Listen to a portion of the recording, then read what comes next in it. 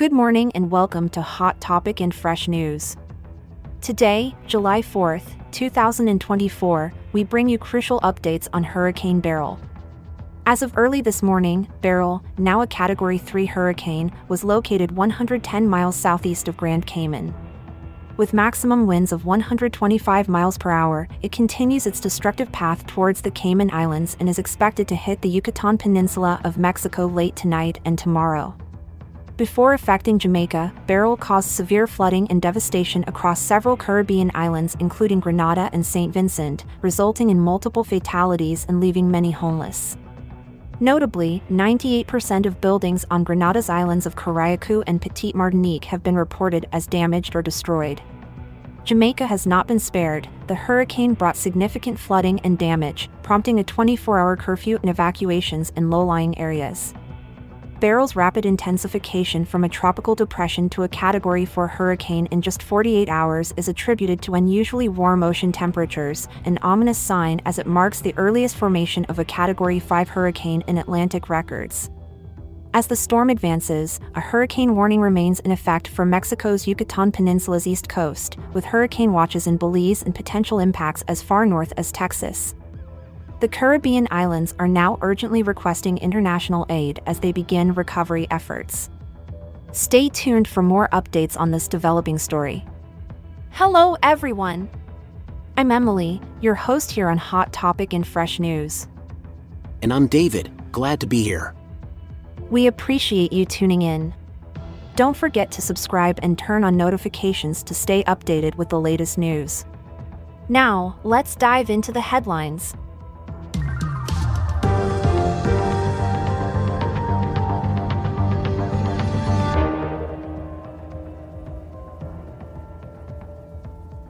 Can you elaborate on the current status of Hurricane Beryl as it moves towards the Cayman Islands? Absolutely. As of early this morning, Hurricane Beryl was located 110 miles southeast of Grand Cayman, maintaining Category 3 status. Although it has slightly weakened, the hurricane still carries maximum winds of up to 125 miles per hour and poses a significant threat as it continues on its path. What has been the impact on Jamaica given this hurricane's strength? Jamaica experienced severe conditions as the hurricane passed. Flooding was particularly severe in the eastern regions, and almost 500 people sought refuge in shelters.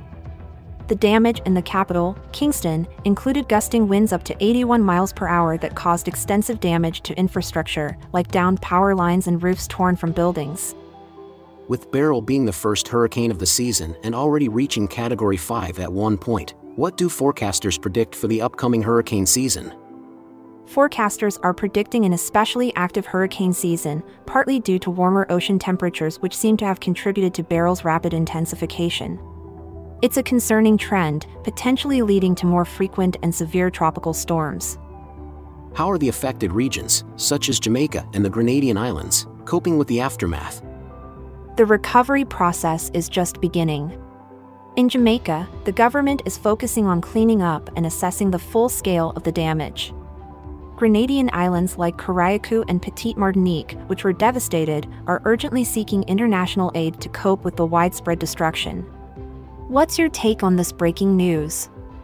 It's alarming to see such powerful storms so early in the hurricane season. It underscores the urgent need for enhanced preparedness and response strategies, not just in the Caribbean but potentially in other areas like the Gulf Coast of the United States as the season progresses. It's a clear indicator of how much impact climate change has on our weather systems. With Hurricane Beryl's passage, what measures are in place for those in its current path? Authorities in the Cayman Islands and the Yucatan Peninsula are on high alert. Mandatory evacuations have been ordered for vulnerable coastal areas, and emergency shelters are being set up to accommodate displaced residents.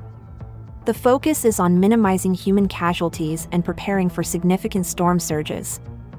Given the early and intense start of the hurricane season, how should communities adapt to such extreme weather events? Communities need to bolster their infrastructure and review their disaster preparedness plans.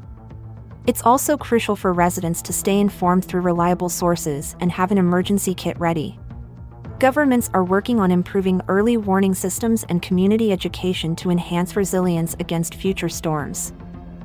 How effective are international aids in regions hit by Beryl, and what more can be done? International aid plays a vital role, especially in recovery.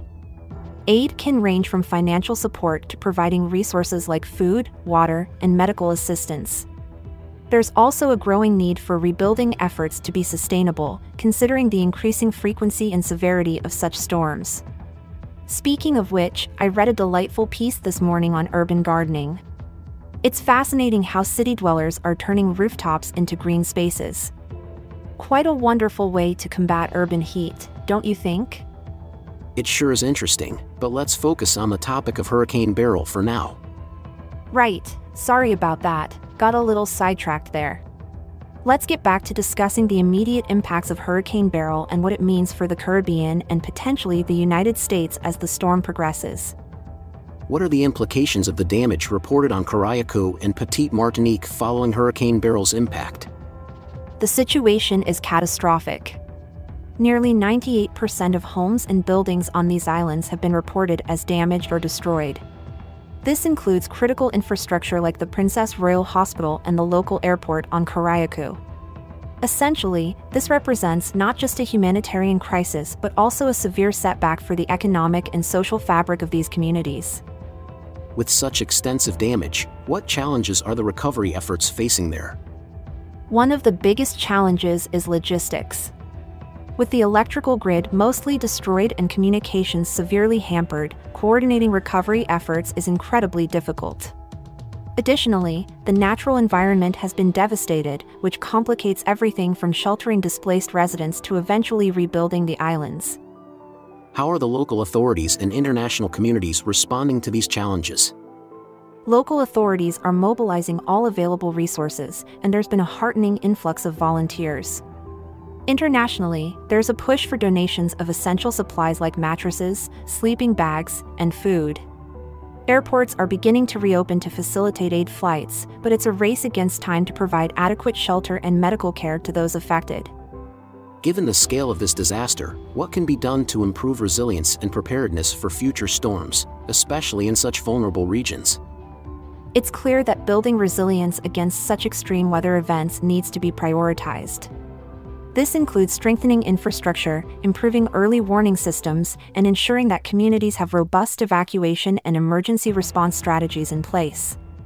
Moreover, addressing climate change more aggressively is crucial to mitigate the intensity and frequency of such storms. In light of these events, what's your take on this breaking news? The devastation is a sobering reminder of our vulnerability to natural disasters, particularly in smaller, less developed regions. The international community must not only respond generously in times of crisis but also commit to longer-term support that builds resilience in these areas. This is not just about recovery, it's about rethinking how we prepare for and respond to natural disasters on a global scale. With the recent devastation from Hurricane Beryl, how severe is the situation across the affected Caribbean regions? The damage is extensive and tragic. In St. Vincent and the Grenadines alone, virtually all homes on Union Island were destroyed, leaving around 2,500 people homeless. Additionally, the death toll is rising, with fatalities reported not only there but also in Grenada and Venezuela due to severe flooding. What are the immediate priorities for these hard-hit areas? The immediate priority is to provide shelter and basic necessities to those displaced. Aid groups are actively preparing shipments of food, hygiene supplies, and emergency materials. It's crucial that these supplies reach the affected areas swiftly to mitigate further suffering. How is the international community responding to this disaster? International response is gearing up, with organizations like Global Empowerment Mission already packing and planning shipments. However, the Grenadian Prime Minister's comments underscore a growing frustration with the response to climatic events, highlighting a need for more substantial and sustained international support. Considering the unprecedented intensity of Hurricane Beryl, what role does climate change play in this scenario? Climate change is a significant factor. Beryl intensified rapidly, fueled by sea temperatures several degrees above average. This pattern of rapid intensification matches well-researched trends linking warmer ocean temperatures to more powerful and quickly strengthening storms. It's a clear indication that our changing climate is influencing the severity and frequency of these tropical systems. What long-term strategies should be considered to address the challenges posed by such intense storms? Long-term, there needs to be a focus on building more resilient infrastructure and improving emergency preparedness and response capabilities. Additionally, international policies on climate change need urgent revisiting. Countries must collaborate more effectively on global strategies to reduce emissions and limit further climate change impacts. It's not just about recovery, it's about proactive prevention and strengthening global commitments to environmental sustainability. With the hurricane season still in full swing, what measures are being taken to prepare for the potential impact of Hurricane Beryl on Mexico's Yucatan Peninsula and possibly Texas? Authorities are on high alert. In Mexico's Yucatan Peninsula, hurricane warnings are in place, and tropical storm conditions are expected to begin soon. The preparation includes issuing hurricane watches and readying emergency supplies and teams. In Texas, officials in Willacy County are similarly preparing, warning residents to be ready for evacuation and ensuring they have supplies to last up to 72 hours. How has the response been influenced by the previous impacts of Hurricane Beryl on the Caribbean? The devastating effects of Beryl on the Caribbean have heightened the sense of urgency in these preparations. Officials are likely using the lessons learned from the Caribbean's response to ensure more robust measures are in place, especially considering the unpredictability of Beryl's path and intensity. With the increasing frequency and intensity of these storms, how are international and local authorities adjusting their strategies? There's a noticeable shift towards more proactive and preemptive strategies. This includes better early warning systems and more aggressive prepositioning of emergency resources. The repeated impacts underscore the need for stronger infrastructure and more comprehensive evacuation plans, which are becoming a focal point for regions repeatedly affected by such severe weather events. What's the broader implication for global climate policies in light of these recurring intense hurricanes? The recurring nature and increasing severity of these storms are a glaring reminder of the broader impacts of climate change.